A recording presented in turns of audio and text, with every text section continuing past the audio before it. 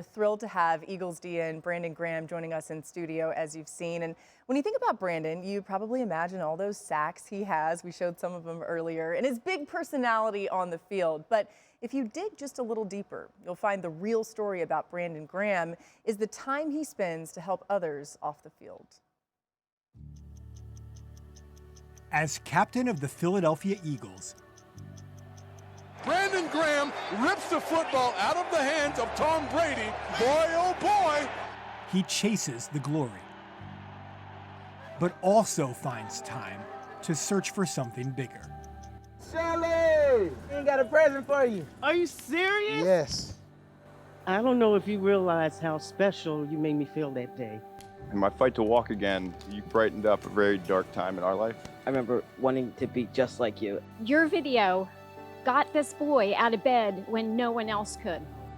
Sometimes it might be 5 minutes, sometimes an hour.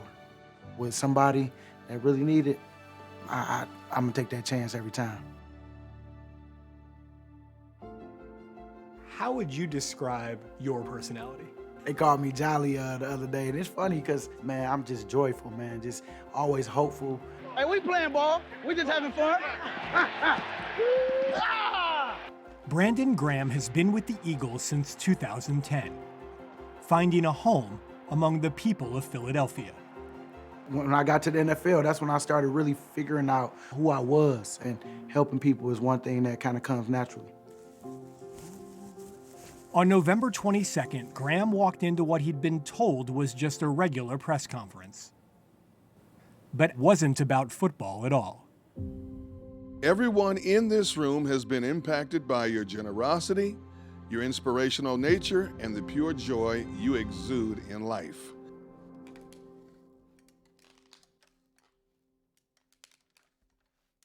Matt Helm was paralyzed in a kayaking accident in September of 2014, 1 month after his son was born. In my fight to walk again, we were able to train at the same facility you were in.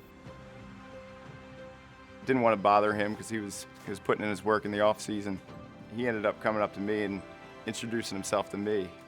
I always try to give him a pick me up because, I mean, it got me going. It's like, what am I complaining about?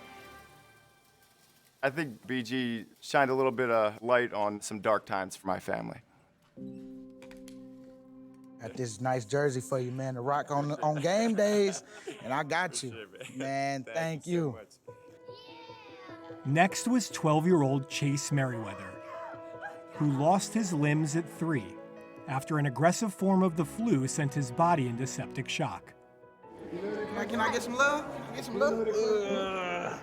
He met Graham in 2016. The first time I saw you, I was like, man, I want to play football and do the exact same thing. He was like, hey, is your name Chase? I've been looking for a kid named him around here. We had a kid who was still kind of not sure whether or not he can be open, whether or not he would be fully accepted. Oh, don't be nervous now, man. Don't be nervous now, man. Go ahead, man. He went over and gave him a big bear hug, which to me, it sticks in my mind forever. It made me feel amazing about myself, like somebody looking for me. I thought nobody would ever want to look for me because I'm a kid with no hands or legs. Keep that chip on your shoulder. Can't nobody stop you, man. You already done showed it already. Get up there, go Chase, go Chase. First year playing football, I get my first tackle. I remember wanting to be just like you on that day. Boy, Chase, you cold. Finally, there was Joe Idle. My son Joe, also known as DJ Dog. A passionate fan who endured 2 organ transplants, he found in Graham both motivation and friendship. Getting through that transplant was not easy. It takes a lot of courage and determination, and it also takes a lot of perseverance. And during that time, there were moments. He was on oxygen at the time. We'd walk around the neighborhood, and when we first started, he could barely get from our door out to the sidewalk. Good job. You're on your own. Here we go. So proud. Look at that, Joe. There was one day that we were out, he sat down on a wall at a neighbor's house and said, that's it, I'm not going any further. and I pulled out the video. What's up, Joe? AKA DJ Dog. How you doing, man? I heard you've been having a rough time right now, man. And I just want to encourage you and let you know that it's going to get better. You got to make sure you go on your daily walks and making sure that you're getting ready for this heart that you're about to get, man. Joe just lit up. He watched the whole video, and he stood up, and he turned around, and he went the other way. He was Joe's hero, and Joe believed him when he wasn't believing us. The impact on Joe's recovery is immeasurable. Our family and our entire community is eternally grateful for what you did. You are a big man with a big heart, and we love you. Let's go. Graham is my little brother. I am big brother to him. For real.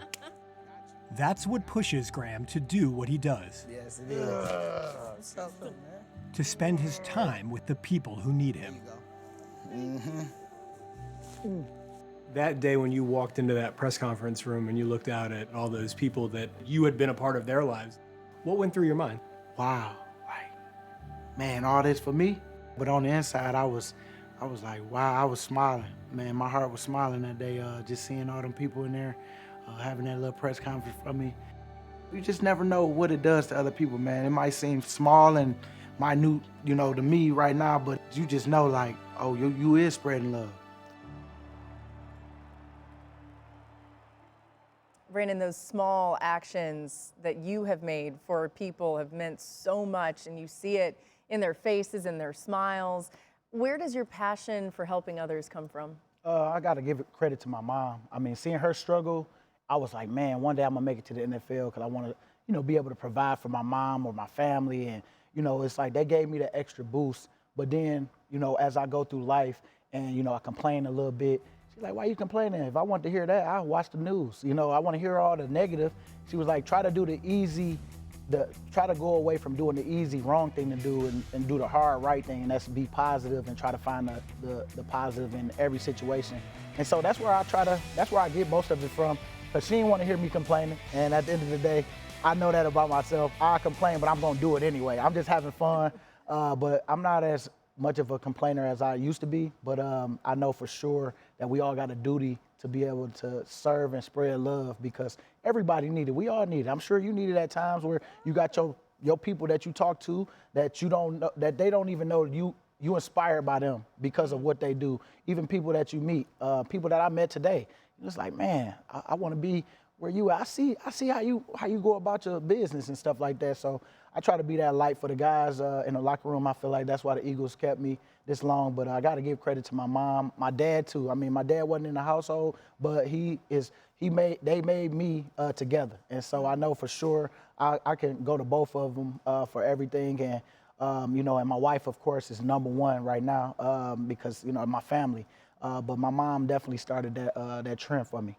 You make your family so proud, I know. And it is cool because you can see that the people who you've helped have actually made a bigger impact on you even than you've made on them, and you've made a huge impact on them. So credit to you for all that work that you've done.